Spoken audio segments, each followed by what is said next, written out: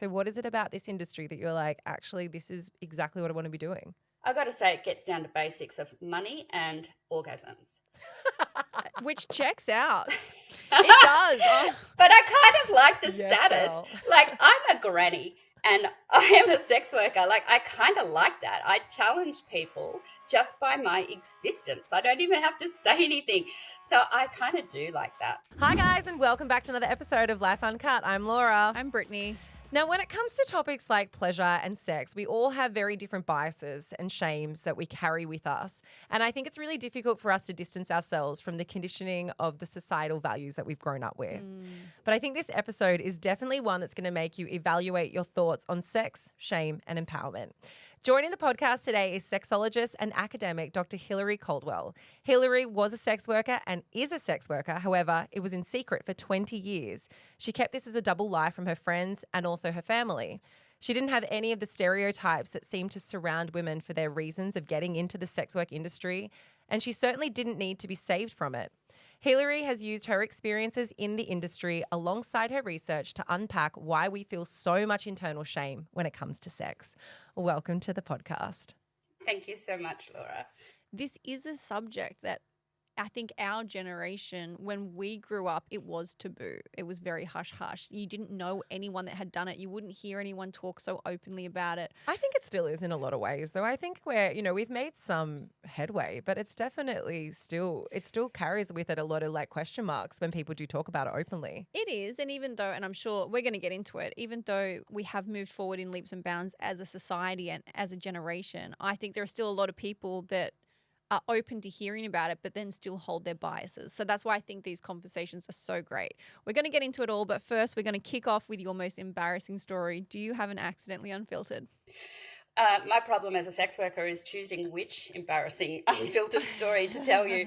But here's one that's fairly benign. So one day I was expecting a client and I was wearing this little purple negligee with nothing else. And I thought I heard them and I poked my head out the front door and it locked behind me. Yeah, my client was there. But then my client had to help me go around the back, which meant going like past a really busy street in my little underwear and then around the back. And then he had to lift me up to the tiny little laundry window and push my bottom in the window. He ended up putting his head on my bottom to push me in.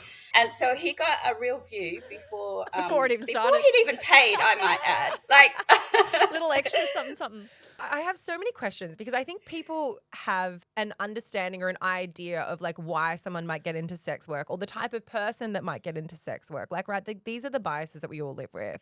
Where were you at in life and what was going on in your life when you started to entertain the idea? And what was it that kind of made you go, okay, this is something that I want to explore? Well, at the time I was a single mum with 4 kids and I was nursing part-time, but nursing is shift work around the clock and putting 4 kids in childcare around the clock was really expensive and hard work and I wasn't getting ahead. And so I was feeling quite desperate for money and I didn't want to work more because then I wouldn't see my kids more and have to pay more childcare. So it was kind of like a zero sum. So I was having a lot of fun in my life. I was going to swingers parties and I was really learning about sex for myself in a way that I'd never done before. And I met a sex worker and I didn't ask her anything about her life, but just the idea of sex work just suddenly came to me. And I didn't know any other sex workers. I didn't ask for any help, which I do not recommend. But I just suddenly thought, well, this will help me get out of trouble.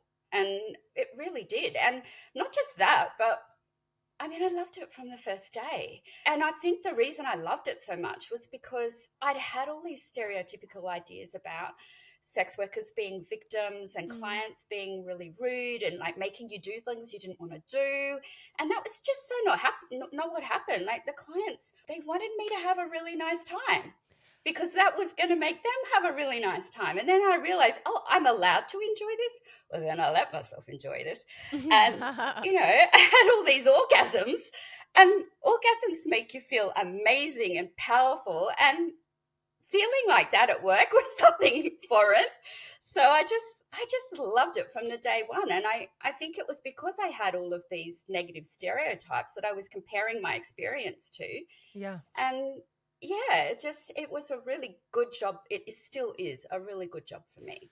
I think it's important to note, and it's amazing that you have had those experiences, but there's obviously a lot of sex workers that go into sex work because they feel pressured or this is the environment they feel like they have to go in to survive, and they don't have just positive experiences. So I do want to say that as well. And it's amazing that you have had incredible Yeah, experiences. that is absolutely true.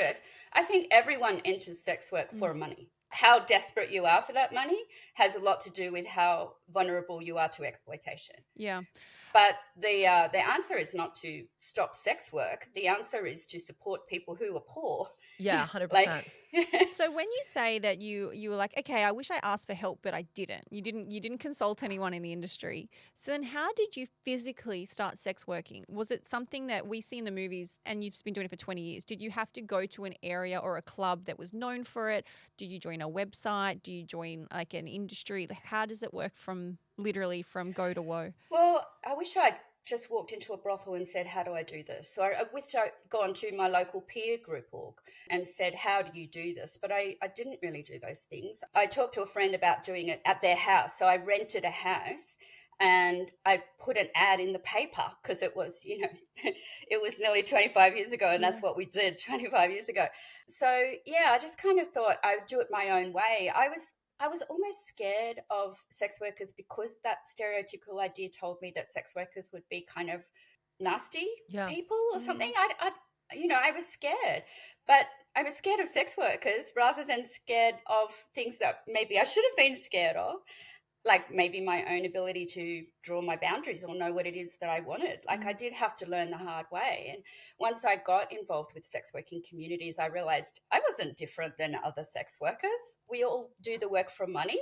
And whether or not we enjoy it is really immaterial. Like we are doing a job. So, and it doesn't make your experience better or worse if you are enjoying it or not. It's just a job. It's also interesting when you say that even for you were like, maybe they're scary or this. It's because we very much other it. We put it into a box on the other side and we have an impression of something. But for most people have no understanding of it because we have no exposure to it. You said that you had to learn the hard way how to implement boundaries and what it is that you did or didn't want. I can only imagine that the way that you went about getting into the industry does expose you in a way to things that could be unsafe or to learning an industry kind of without having any guidelines or rules around it. Like, how do you price it? How do you say no when you're in a situation where you're one-on-one with someone? What did those learning experiences look like for you? Pretty much like you just described. I did price myself too low when I first started because I didn't do enough research. And it was actually clients who taught me more about the industry in the beginning, because most clients are aware of who's around. And when they see a new person, they're just really interested because, new and different. And so I got a lot of very experienced clients who taught me. Not all of them taught me in positive ways. Sometimes my boundaries were overstepped. Sometimes I felt uncomfortable. I have felt scared. But yeah, clients did teach me at first, and then other sex workers when I got going. When you first started this, going from working as a nurse, being a mum of 4 kids, being a single mum, I can imagine that you were also struggling with your own thoughts and conceptions around this. You did it for so long in secret, didn't share your experiences with your family, with your friends. What was that like when you finally came out and told your family, told the people around you that this is what you have been doing for an occupation for so long? That is such a great question, because I've been out as a sex worker for 154 days now. Oh, congratulations. So thank you. I have quite a good perspective on that process. So yes, at first I kept it a secret to absolutely protect my children and myself for our safety. When people know you're a sex worker, they think you're disposable and worth less than other women. So that is definitely a safety issue about keeping sex workers secret. What was it like for me? I was very good at compartmentalizing. So one day I'd be a whore and I'd be having so much fun and role playing and just letting my personality go. And then the next day I would be a nurse and a mother and I'd be, in the kitchen. So compartmentalization, and that's something I found has been really quite difficult for me in my process of coming out, is like breaking down those internal walls that were in there. Actually, the response from people has been so positive that I feel very validated Yeah, it's been lovely, actually. Telling my kids was funny, though. I did tell them about a year ago, so they had time to prepare. And no, they didn't know. They're all I have 4 daughters in their 30s. They all have kids. I'm just a granny from the suburbs, PS.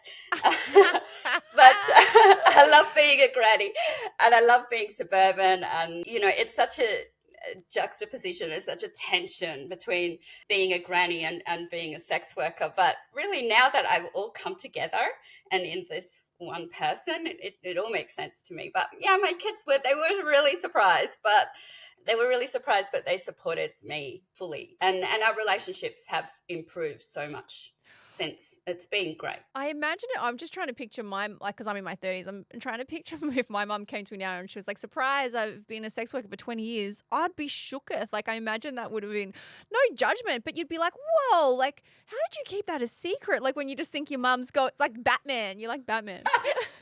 That was exactly it. They were so more surprised that I'd kept a secret than that the secret was that I was a sex worker. But also amazing of you to have that insight and the understanding of not the fact that it's, it's not that you're internalizing it as shameful, but you realize the risk, the inherent risk, because those risks that are involved are subject to the fact that there is still this societal stigma around it, and protecting your family from that, not just protecting yourself, but protecting your kids, protecting everybody who's important to you, and creating a safe household is something that's really admirable as well. Because I think that it's so easy to think that the only reason why you're not telling everyone is because, like, oh God, what's everyone going to think of me? But there's so many more layers to it than that. Yeah. But, part of the reason I stayed nursing for another 10 years after I started sex work, because I was always thinking, well, if I got outed as a sex worker, at least I could say I was a nurse. Like, that's the living embodiment of the Madonna-whore dichotomy. And I just really felt like if I could challenge people with, I'm a nurse, I'm a good person. Well, I'm a sex worker, I'm a good person. I felt that was, I kept doing a job that was hurting my back and actually breaking my spirit in many ways and costing me more to go to work. I kept doing that because it gave me that balance to my whore. Yeah, that was part of my internalized shame, I have to say now. Hilary, what made you want to get into the research side of things? Because I think that's something that sets you so apart in this industry. Is not only not only are you doing the practical work, you're also doing the theoretical side of it. But when you kind of got to a point in your career that you realized, okay, well, so much of this is so impacted by the shame and the societal expectations and standards around sex that you wanted to move into doing sexology. You've studied it so thoroughly. Like, what was it that made you want to look at that side of this industry? Well, the sexology was a no-brainer because I just really love sex and wanted to know everything about it. I was quite frustrated because I feel like sex work gave me far more knowledge than a master's course in sexology. But going into research was interesting because I was asked to go into research, and at first I thought that meant that I was smart, like I was flattered. But now I know that if you complete a research project, the unit gets money from the government. So now I know that you get asked to do research so you can be a cash cow. But that wasn't my real motivation. It was really Dr. Eleanor Jeffries, who is a sex working academic. And I actually know at least 40 academics in Australia who are sex workers. So it's not like I'm very unique, but it's a great club to be in. So Dr. Eleanor Jeffries said to me at a sex working event that, there's a lot of bad research about sex workers that starts from the premise that we're all victims, like what scale of victim are you, because no woman would choose that. And there's a lot of research like that, which is very damaging for us. And so Eleanor said, well, the only way to really combat this is to infiltrate the system. And so I felt like a sex worker is the best undercover agent. I should go in there and infiltrate academia and do my own research. And so that was really my motivation. What has been the breadth of experience that you have provided or services you have provided in terms of, did you jump straight into sex, or did you start with like a girlfriend experience, or did you start just escorting where you would go to parties with people, or we hear a lot of people that sort of edge in, pun not intended. Yeah, the sugaring, edge into the industry. There's so many gateway drugs into sex work. There's so many gateway drugs, yeah. Yeah. Well, for me, I just kind of thought from the beginning. Actually, I incorrectly thought that I'm not a good actress. So I should be myself. But actually, I know I'm a good actress because I've done enough role plays to enjoy that part of myself. But I wanted to do the girlfriend experience because it felt congruent to me. And Bella Green, a beautiful sex worker, wrote a book. She's not with us anymore, but she wrote a beautiful book, Happy Endings, she wrote.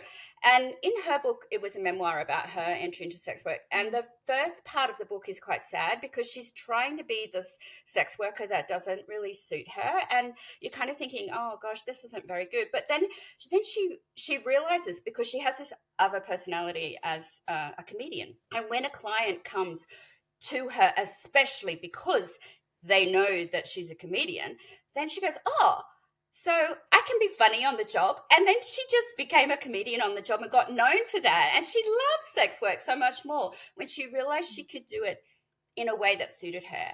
And that's how I did it.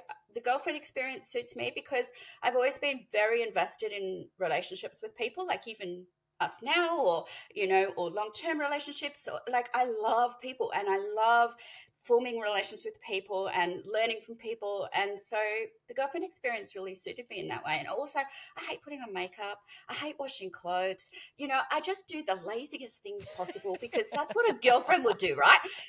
It's interesting though, because you say that you care for people, that you are invested in relationships and invested in the connection, which I also think is so evident in the fact that you're also a nurse.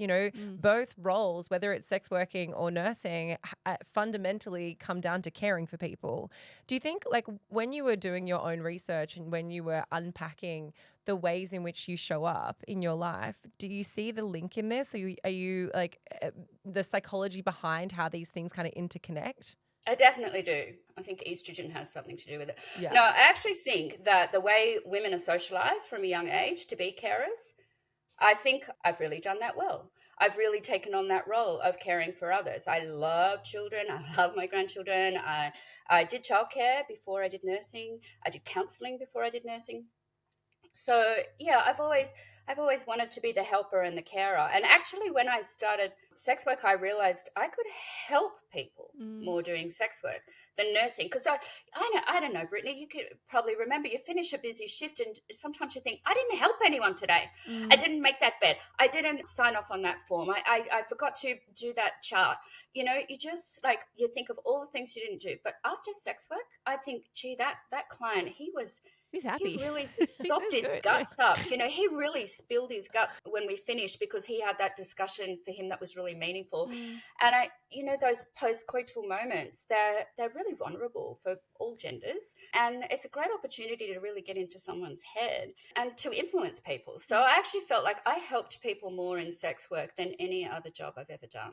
Having said that, what do you think you've learned the most over the years with the type of clientele that you have coming through? Like, what would people be most surprised to hear about your clientele? Having had lots of genders as clients, I think people would be most surprised to hear about the vulnerability that men feel, because they're not allowed to show that if they're going to be masculine. And buying sex is a sexual experience is kind of very masculine in terms of what people think. But it's actually quite a vulnerable place to express what you want. That's why it's so good for women to know what they want and to ask for it. But for men, I feel like, a lot of men cry a lot after sex. And some of them will say that they really just love their wives. They love their wives so much and they don't want to be having sex with someone else, but their wives have shut up shop for whatever reason and they don't understand. Some of them hate their wives because they're not having sex with them. But, for either case, I can say in that post-coital moment when they're so receptive to new ideas, I can tell them women are socialized about sex in such a different way than men. We're shamed about sex before we're even born. Yeah. Like, we're not allowed to be too sexy when we're 2 and we're dancing to music. We are shamed out of being sexual in our bodies in a way that really stays with us. We are rewarded for withholding sex. We are rewarded for being so-called virgins. We are rewarded. So why would we then enter a relationship and have sex forever with someone who didn't put the garbage out? Like, I don't think men really understand en masse that women have such a different experience around what sex is for us and how we're treated because of sex, I don't think men really understand. And when I can tell them, why? It's not her fault she doesn't have sex with you. It's not her fault. I don't know anything about the situation, but why would she want to have sex with you when sex has been told to her as bad all this time in her life? And maybe you've got young daughters and you're trying to stop them from having sex with randoms or be exposed to perhaps dangerous men. Like, it's always been, sex for women has always been a danger. So why would they suddenly change? And why, after so many years, would they still want to be doing this thing when they've never really been able to choose sex for themselves? They've always had sex done to them. There's also so many more layers to it than just this idea of it being a danger. But like I have friends who don't want to have sex with their husbands because their husbands are fucking lazy. And there's no doubt that they're not aroused or they're not they don't come home and feel like, oh wow, that man who does absolute jack shit all to help me with the kids, I really want to stick it in. You know what I mean? Like, there's so many layers to how our society sets up the traditional roles of what women play within a household and men play within the household. And at the end of the day, it affects everyone and affects all of our sex lives. Like, no one's happy with the way that patriarchy has set up the household dynamic. Do you think you have more clients that are married and in relationships or unmarried? Good question. I would say it's about 50-50. I mean, I feel like that's one of the big things that people seem to get so arced up about, is that there's like this injustice to sleep with a married man. But it's also like, I have no prejudice against someone who is on the receiving end of that, because it's like, you didn't marry, you're not in that wedding, like you didn't make those vows. How do you kind of combat that type of criticism? Criticism like that comes from the person criticizing. And, the other woman gets... Like, in my private life, I've entered lots of poly relationships and thruples and all sorts of good times that I've had. But I've also been accused of being the other woman many times. And just as you said, I didn't choose to get married at that time and be that person. But why does the other woman, like, that is just an age-old trick to make men never be in trouble and women always be in trouble. Why should women be shamed for sex and men not? Like, that is how I think about it for myself. I totally believe it. Like, you outsource your cleaning, you outsource the ironing. Why can't you outsource sex as well? Like, I think the idea that sex is so sacred, like, I wish people would talk about it more. I wish couples would have each other's blessings to go elsewhere, because you don't own someone else's sexuality, even if you marry them. And if you've made an agreement and it's with words, then that's what you're doing, is betraying someone's trust. But if you make an agreement that one person doesn't want to have sex anymore, but they don't own the other and the other can go elsewhere, then that would be the ideal situation, I think, if that were the case. I'd love to talk about what relationships have looked like for you over the last 20 years since you've entered the sex work industry, because I imagine it would be more difficult to find someone that you can have a proper relationship with that is also completely okay with you living this other life. It's not an everyday thing that we see. What's it been like for you? Have you had relationships over this time, and how have you managed them? Yeah, I've had heaps of relationships over this time, and they're very fluid. I prefer relationships with women at this stage of my life, which I think is actually more difficult to find a woman okay with my work. I do have to do a lot of work, unless my partner is a sex worker, which shortcuts a lot of bullshit. But you do have to make sure that someone's not going to shame you for something you've done. And because society tells everyone that sex is bad and that sex workers are bad, there are people who are going to be really destructive if you get into a relationship with them. And it is difficult to know at first whether someone's going to have the right attitude. But I think now, with all my experience, I wouldn't even want a friendship with someone who is disrespectful about my work. Well, I wouldn't have thought, when I asked the question, to be honest, I didn't have shame as the feeling in my mind. I had more jealousy, like more thought it would be difficult. Yeah, I didn't think that you'd be having a partner that would be shaming you, because if you were at the point that you were in a relationship, I imagine they would have known and been okay with it. I would have thought the stronger feeling would be jealousy, knowing that your partner was having these experiences with someone else. That is so interesting, because I can't honestly say that I understand jealousy from a personal perspective. Like, I know it from an intellectual, and I've done a lot of reading about it, but I don't feel it for myself, which is why it was so easy for me to be poly. I now wouldn't date someone who's not poly to start with. Like, I don't want to train up another poly because it's a real lot of work. Yeah. And that's not my work to do. Yeah. So, jealousy is something that because I don't experience it, I also don't tolerate it. So if someone expresses a jealousy, then it's not on. It's so fascinating because jealousy also comes from like a slight sense of ownership, right? Like you're jealous because you feel an entitlement to that person and to the decisions that you've made in your relationship. But I guess if you have and come to your relationships with the expectations that things are more fluid and things are more open, it is, I guess, like the conversations that have to surround it are also more open. But I do find it fascinating that you say that it's not an emotion you experience, because I've never heard anyone, even the people that we've spoken to who have been poly or in different relationship dynamics that are not monogamous, still a lot of them say that, you know, jealousy is a thing that they manage in different ways, but it's not something that's completely void from their relationships. Yeah, I think you're right. I have spoken about this, like most of my partners say they have felt jealous in the past about different things, but I realize that other people do feel this emotion, and that's why I intellectualize it. That's why I've done, you know, my work in finding out what is this jealousy. Like, I really love The Ethical Slut, Dossie Eastman and Janet Hardy. It was like my Bible. It came out in 1997, and they have actually 2 or 3 chapters on dealing with jealousy. You know, I've got every marriage counseling book in the world, and there very few of them even mention the word jealousy, let alone have a chapter. But The Ethical Slut does.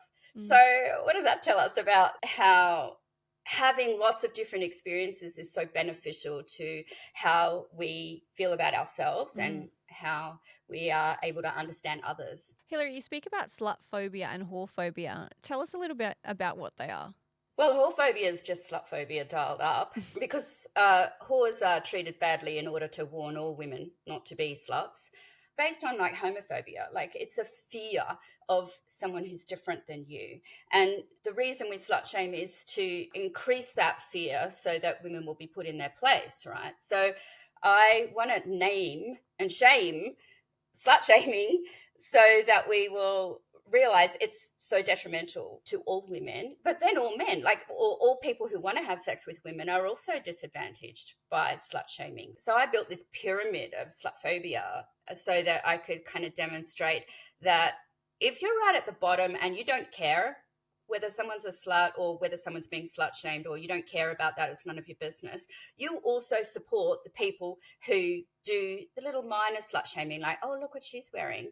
And then there's the people who think that, oh gosh, that's her 4th partner in how long? And then, see, my language here is only about women because men don't get slut shamed in the same way. But right at the top of the pyramid is kill the whores. You know, a couple of weeks ago, somebody who murdered 2 sex workers got a sentence of manslaughter in a plea bargain. Like, How? you know, are we worth less than other people? Like, that is the top of the pyramid of slut phobia. And the reason it's a pyramid is because it's supported by everybody at the bottom. If we all want to be part of the solution, we've got to, you know, change the way we use the words slut and whore and see it as a really positive thing. See sex as positive, see women's sex as positive, see sexual experience as positive. Skills, wow, you can have pleasure in yourself and give yourself an antidepressant and give yourself an anti-anxiety drug just like that. Or you can give pleasure to someone else and help them feel those wonderful things. Sex is so good for us. We should be really celebrating it. And that means we've got to make those words mean something else. We can't just make them go away, because they'll always be there. How do we change the meaning of the words? Like, what is the next step then in able to support this in terms of rewriting the social standards and expectations on how people are treated and how we internalize shame around sex? Like, what are the next steps? Thank you for giving me the opportunity to talk about the next steps. I would really love the social movement #slut2 to take off. Every single one of us, just like in the Me Too movement, that shows that we're not afraid of being called a slut. We are proud of these words. Then that makes it easier for every single one of us, for all the others, you know? So I would love to see a movement like that take off, where just people are so proud. I'm not the first person to come up with the idea of reclaiming the word slut or the action of being a slut. But I think that now is really the right time, because women's sexual pleasure is in the news. It's everywhere. And we've really reached this moment where we can't sort of take that back. We can't pretend that's not real. And so the logic of celebrating sex, the time is right. It is a scary space when you say that though as well, because like as much as it is one step in the direction, you're also pushing up against people who have these very firm ideas. And so like it is scary to be a pioneer in a space. Your experiences and some of the more frightening sexual experiences that you've had are also come from a byproduct of being loud and visible and being proud of being in the space that you're in. And so there's always a part of me that goes like and I think about like young girls who are like, you know what, I'm a slut and I'm proud, and I'm in no way, like I know that the gears need to shift, but I also get worried about them shifting in a society where there's so many men who don't respect women, because I worry about how that like who has to go first? Do you know what I mean by that? It's a scary space to be the pioneer. What you're saying is it could be dangerous to be a slut, which is absolutely true. And it's not something that you've created. You're not inflicting the danger just by saying this is dangerous. Absolutely And not. this is the reason we protect young girls too. And we don't want them to be sexual in public, because we're trying to protect them. We don't want them to be hurt. But the thing is, we just have to start somewhere. And I mean, we saw that with the Me Too movement, that like I was actually afraid to say Me Too. Like obviously I have experienced this and I have every right to say Me Too. But, as a sex worker, that's more dangerous than for other women. A lot of, there's a book called We Too about sex workers' experiences of assault because they didn't feel comfortable in the Me Too movement. But in the main, the Me Too movement was something that we only drew courage from each other. Yeah. It was the numbers. When it was millions of women in days were doing it, we're like, right, I'm with them, So I think that's the same with the confronting the actual reality that it is more dangerous to be a slut and to be considered worth less than other women. That it's the only way for enacting change. That's right. But there is almost still a different caliber of like, okay, well, there's OnlyFans accounts and then there's still your traditional sex work. And there's still a bit of a caveat between how society views the two. What are your thoughts on, for example, OnlyFans and how there has been that online shift and conversation happening? That's a positive consequence of the pandemic, is the number of people that went on to OnlyFans. And the thing about OnlyFans is it's face out. Like, it's really hard to be anonymous with an OnlyFans account, regardless of what it's for. And, everyone's going to think you are having erotic services if you're on OnlyFans, because that's how OnlyFans really took off as a platform. It's not the case anymore. There are other users. But, yeah, the fact that so many people took up sex work face out on a digital platform during the pandemic has actually made it a lot easier for other sex workers to come out. Like, thank you to all of those sex workers and all the sex workers before me who came out. It was hard for me to come out, but it was much easier because I'd seen other sex workers do it and be okay. So yeah, I think you're right. It has changed the conversation quite a lot. And I think mainly because a digital platform face out means it's much harder to hide. So do you and how do you vet new clients?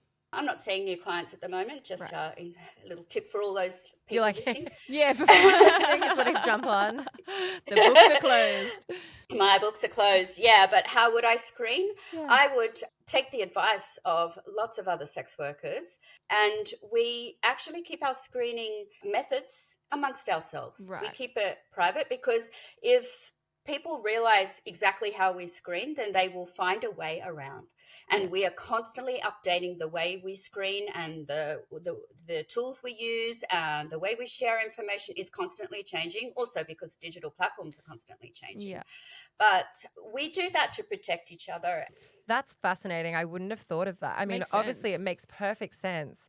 But I wouldn't have thought that there is like this, secret conversation that's going on amongst how to keep yourself safe, because it is an important part of the conversation, but it's something that you have to take so much agency for.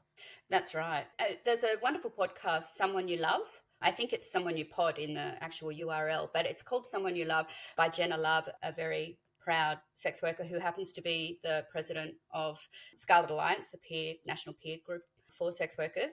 And their podcast has, and also on social media, they do a lot of promotion about exactly how sex work works and, what's happening today. And, if you're interested in the work or you're interested in ideas around how all these things happen, that podcast is a must listen. Hilary, what do you love about it? What about the industry is it that you were like, if you can choose, I mean, obviously you have the choice of working in many different industries. So what is it about this industry that you're like, actually, this is exactly what I want to be doing? I got to say, it gets down to basics of money and orgasms. Which checks out. It does. Oh. But I kind of like the status. Girl. Like, I'm a granny and I am a sex worker. Like, I kind of like that. I challenge people just by my existence. I don't even have to say anything. What's your age range of clients now that you say you're a granny? What's the youngest clients that you have and the oldest clients that you have? I still have clients that started to see me when they were 18 and they are now in their mid-20s. So I have a couple of clients like that. Mm-hmm. And basically those clients come because they want to learn about sex. Mm. And some of them have disabilities, so they're not going to meet people otherwise. Mm-hmm. But I also have clients well into their 80s. Some people still have really good erectile function at that age and some don't, but the penetrative sex is not necessarily the goal. Once people get older and they realize that there is so much more to a sexual experience than putting something in something, once they realize that sex is so much more wholesome than that, then age doesn't matter or ability doesn't matter. Mm-hmm. So yeah, I have many clients into their 80s. I'm not sure if I've had one in their 90s, but it's been pretty close. Like a few of my clients have died from age-related illnesses. Like they're old. It's been lovely to look after them until that time. A couple of them I've even wanted to go to their funerals, but I haven't, because you do develop close relationships with people that are really quite lovely. I can just imagine you standing around the cucumber sandwiches at the wake and people are like, how did you know, Jeff? And you're like, well, do I have a story for you? He passed away in my bed. Hilary, it was great. Yeah. Oh God, Hilary, do you think your perception around sex and like the shame that you may have carried or the thoughts that you had earlier on in your, like when you started, how have they shifted throughout your life? And when did you start to see the most significant changes? I think that I was pretty lucky to escape a lot of the shaming when I was a kid. Partly was because we weren't really allowed to watch much television and I was allowed to read books. So I was reading Jackie Collins' Valley of the Dolls before I even had thought about being sexual myself. And I read The Happy Hooker before I'd become sexual myself, and I really did fantasize about being a sex worker when I was a young teen. Wow. So I don't know that I carried the same shame that a lot of people have been inflicted with, but of course I am a member of society that has that shame en masse. So I think I was very open about having sexual experiences before I married. And then when I was married, I was very married. I was very much in the gender role of being the wife and the mother. And that suited me for a while. But when it didn't suit me, like I was married for 15 years, had the 4 children. As soon as I stopped being married, I wanted to experiment again. And as soon as I started experimenting, and it was just too good. I mean, my body told me. I just felt like my body knows more than the rest of the world combined. When my body tells me this is good, I'm going to go with that. We spoke to Angela White, who's one of the world classified as like one of the best in the world in her industry of porn. And she said the same thing. She said since she was a teenager, she knew that that's what she wanted to do. Before she was having these sexual experiences, she's like, I knew I had the interest. I was so sexual. I wanted to go and learn, and she did. The second she turned 18, off she went. And so I feel like when you said that, it resonated a lot with Angela.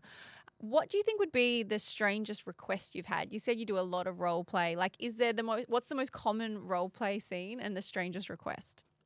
I would have to say that is the most common question. Yeah. And also the one that I struggle the most to answer because, I don't know, some of my weirdest sexual experiences have been outside of sex work. You'd probably be surprised with how boring and regular sex work can be.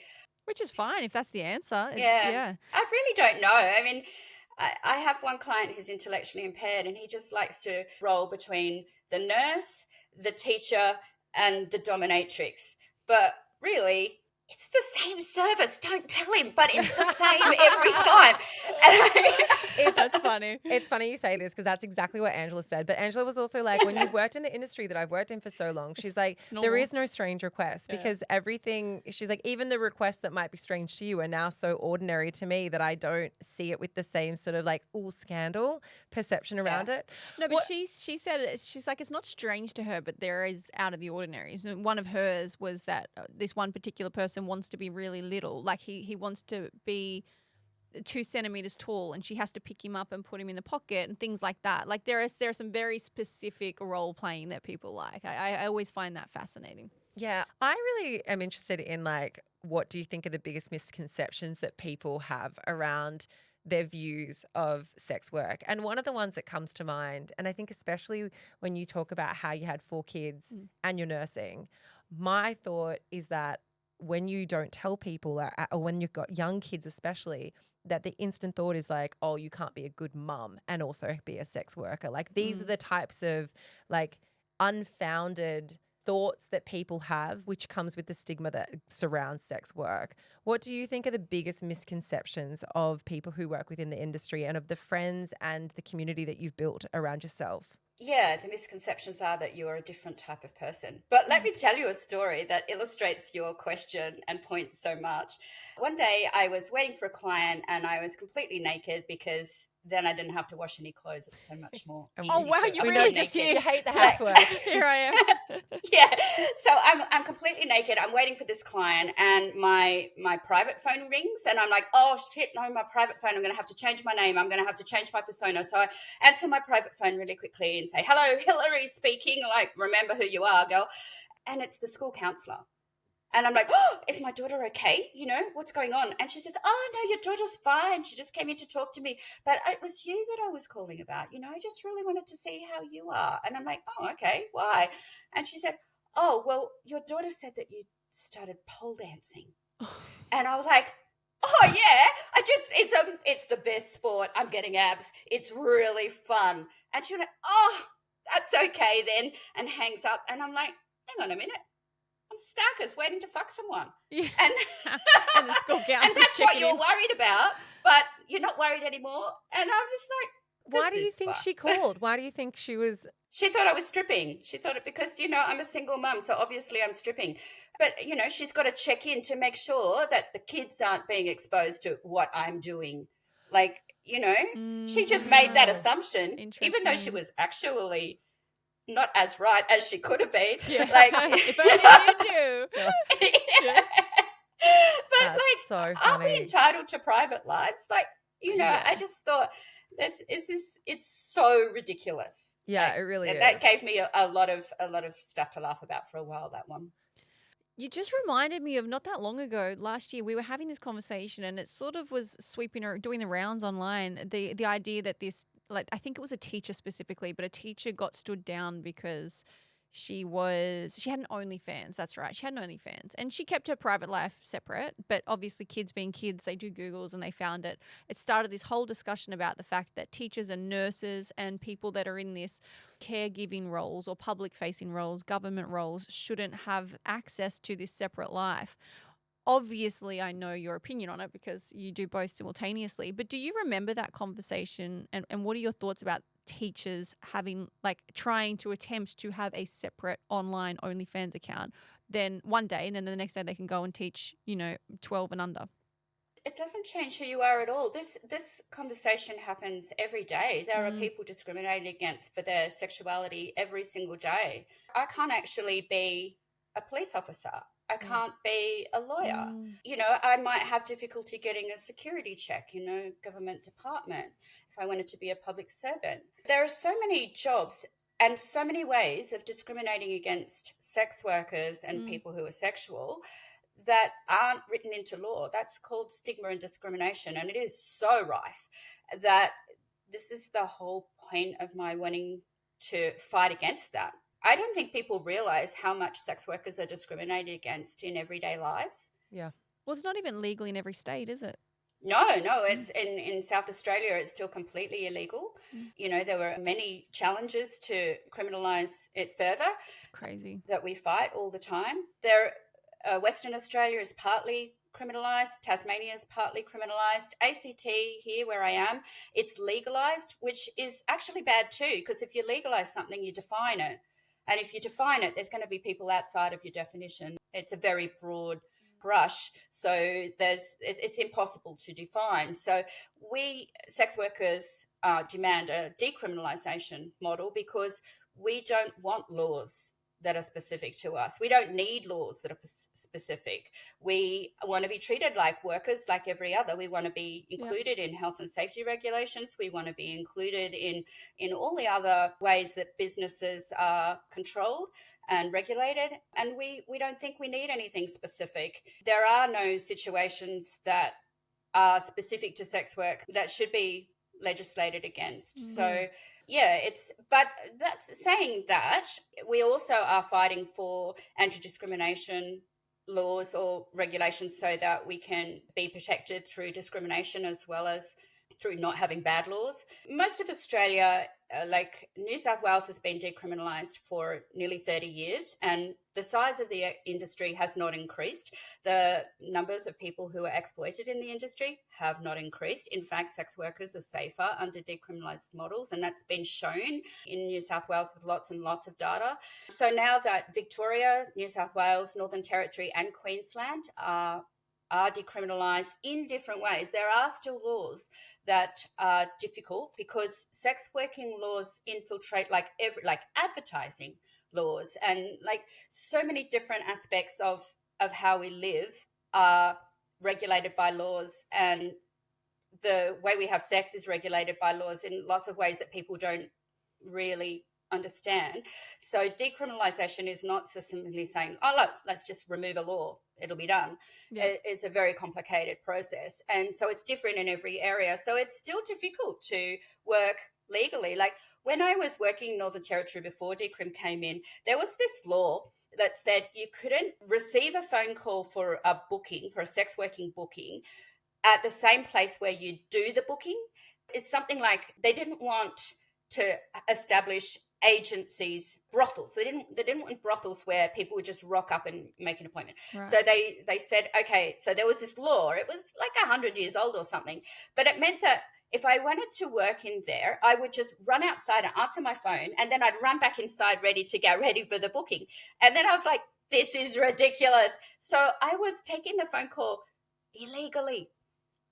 How ridiculous. It's ridiculous, especially the There's fact that so you have many to run out the ridiculous front laws. to answer the call and run back in. Yeah, and I understand that there is probably a lot more legislation around how it can be advertised, how you can solicit for customers, which even like working in radio, there's lots of laws around like talking about anything that's too sexual because it then can, you know, it's different time slots, all that sort of stuff. I would understand that there must be legislation around advertising for you as well. Definitely. Yeah. Like in Queensland, prior to decrim coming in, and the other thing about criminalisation is that the police are the people who maintain the law or enact the law. So then sex workers are policed, which is not good. So in Queensland, they've got different laws. In like every state has different laws about what you can say in your advertising. But now that we have websites that are global, I might say that I'm sexy on my website. But if I go to Queensland to work, then that would actually put me in breach, before decrim, would have put me in breach of a law. And I do know a sex worker who has been charged with incorrect advertising and had her phone, laptop, money stolen by police because crime. Like, wow. That's just being targeted. That's just being discriminated against because you're a sex worker, but they had the law on their side. Yeah. So, bad laws through advertising also affect sex workers negatively. Yeah. And also I can imagine that it must be such a challenging industry when like a lot of people who are in it who may be already disadvantaged to then have their accessibility, their phones, their money and everything else taken away. Like what a horrific cycle it creates. Yeah, add a level of difficulty if you're a migrant and you've come here on a visa. Yeah. Hilary, thank you so much for joining us today. It's truly a pleasure to speak to you. It's so insightful. And my favorite part of doing this podcast is being able to give people like you a platform and educate us on a world that we don't know about, a world that is still taboo, and a world that we think we would love to help normalize as well. So thank you for coming on today. Thank you so much. Thank you. It's been a pleasure. We are going to link Dr. Hilary Caldwell's book, Slutdom, Reclaiming Shame-Free Sexuality, and all her socials in our show notes. So if you want to go find more, if you want to read the book, if you want to get amongst it, everything will be there. Thank you.